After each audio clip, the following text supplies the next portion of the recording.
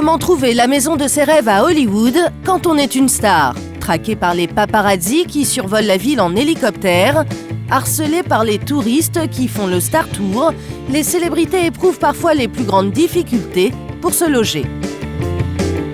Les gens sonnaient à la porte parce que c'était encore la maison de Madonna. Jusqu'au moment où il a fallu mettre une plaque en disant que la maison avait changé de propriétaire. Des agents immobiliers de luxe. Je gagne entre 750 000 et 3,5 millions d'euros chaque année. C'est beaucoup d'argent. Des demeures exceptionnelles, vous allez découvrir l'incroyable business des maisons de célébrités et pénétrer dans les villas des plus grandes stars d'Hollywood. Au nord de Los Angeles, juste au-dessus de Sunset Boulevard, à mi-chemin des studios, voici Bel Air, l'un des quartiers les plus recherchés par les célébrités. Il est 10h du matin, rendez-vous dans l'une des villas les plus convoitées du moment. Salut, je m'appelle Brendan. Je vais vous montrer là où les stars de cinéma aiment vivre. Suivez-moi.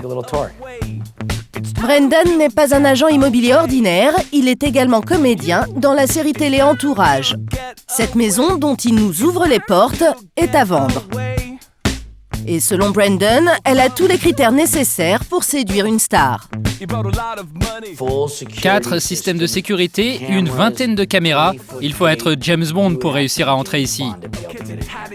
Pour trouver ses clients, c'est facile. Brendan n'a qu'à appeler ses amis stars. Cette maison, par exemple, il l'a déjà fait visiter à une clientèle prestigieuse.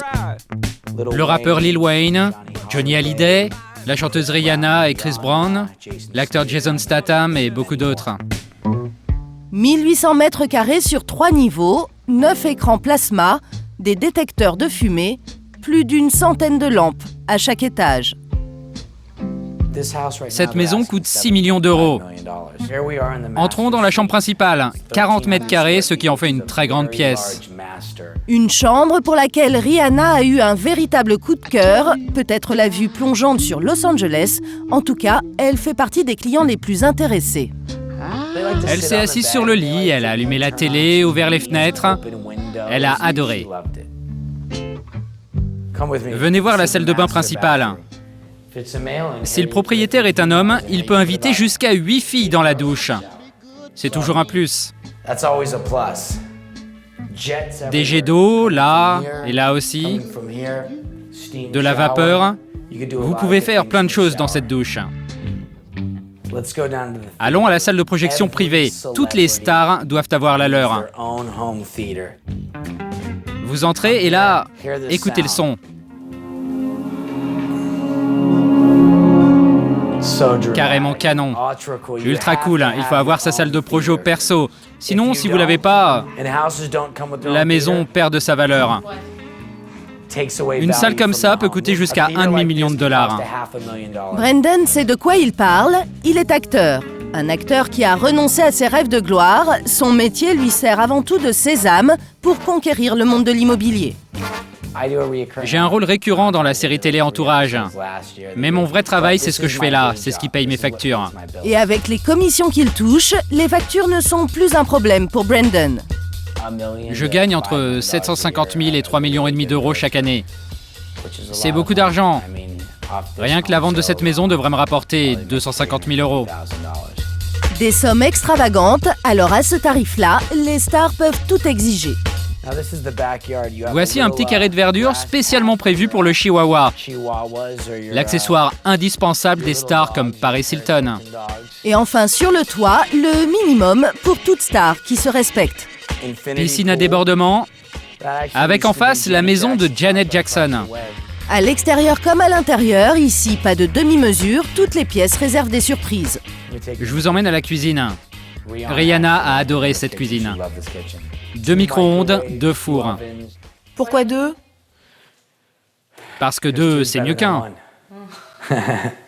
C'est imparable, et puis quand on est célèbre, on ne compte plus. D'ailleurs, crise ou pas crise, à Hollywood, les stars continuent à casser leur tirelire pour s'offrir des demeures d'exception.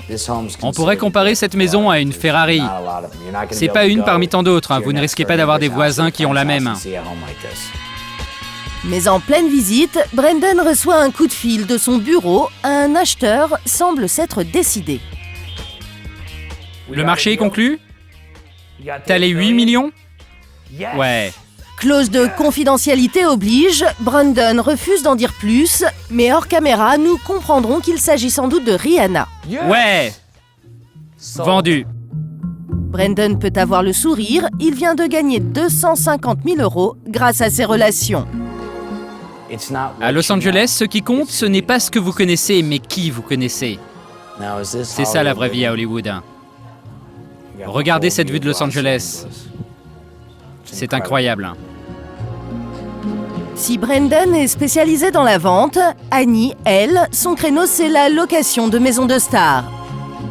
Annie est française, elle s'est installée il y a 30 ans à Los Angeles. Et dans son domaine, c'est même l'une des meilleures. Aujourd'hui, elle nous reçoit dans une maison qui appartient à une star des années 80. Nous sommes dans la maison qui appartient à Linda Evans et elle la loue meublée. Et depuis, elle a été louée à des gens, surtout dans l'industrie du cinéma. C'est ce qu'on appelle ici la family room, c'est la pièce à vivre.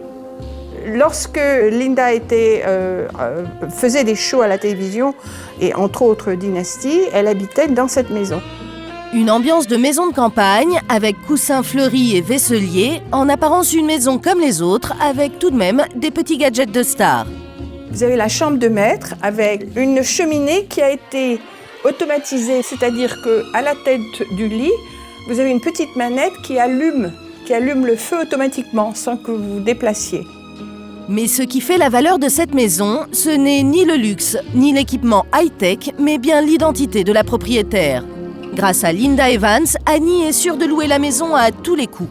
J'ai eu des gens qui sont venus, des Polonais. Lui, c'est un jeune homme qui est une star en Pologne, c'est un performer. Et quand j'ai dit que c'était la maison de Linda Evans, il est devenu fou.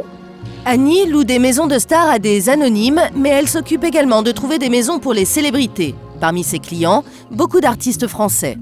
J'ai travaillé avec Mylène Farmer, j'ai travaillé avec Sylvie Vartan, les Village People, je ne sais pas si ça vous dit quelque chose.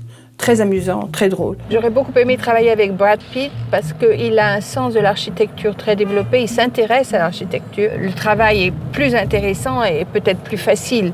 J'aurais beaucoup aimé travailler avec Madonna. Elle a quelqu'un avec qui elle travaille régulièrement.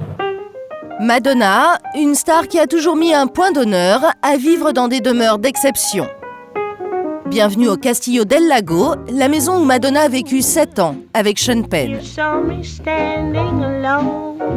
Une demeure mythique, construite dans les années 30 et qui a vu défiler toutes les plus grandes stars d'Hollywood. La table que vous voyez, elle a été toujours dans la maison depuis sa construction. Donc, vous pouvez imaginer dans cette table Humphrey Bogart, Mae West, Clark Gable. Et par les années après, dans les années 80, Madonna qui était la propriétaire de la maison. Tombée sous le charme de cette maison, la star va pourtant vite déchanter. Aussi magnifique que soit cette demeure, elle a dû la quitter à la suite d'un incident dramatique. Une nuit, harcelée par un fan, Madonna a dû se réfugier dans sa panic room. Une pièce sécurisée, à l'abri d'une porte blindée. Il y a une petite pièce qui est très intéressante ici. Ça s'appelle le panic room. Vous sentez que vous n'êtes pas en sécurité dans la maison. Vous rentrez dans le panic room. Vous avez un téléphone, un lit. L'histoire s'achève tragiquement. Le fan est abattu par le garde du corps de Madonna dans le jardin de la maison. À la suite de cette affaire, la star a aussitôt déménagé.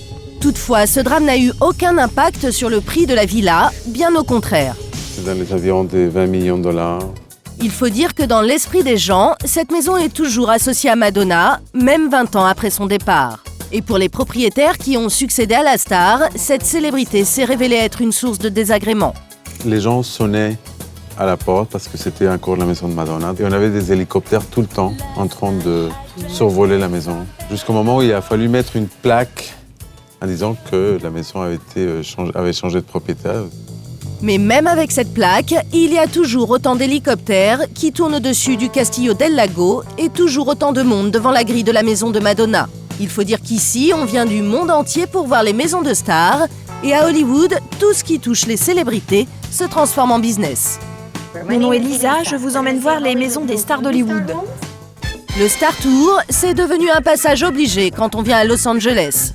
Pour 30 €, vous avez droit à Sunset Boulevard, Bel Air, Beverly Hills, la colline d'Hollywood et des commentaires en direct.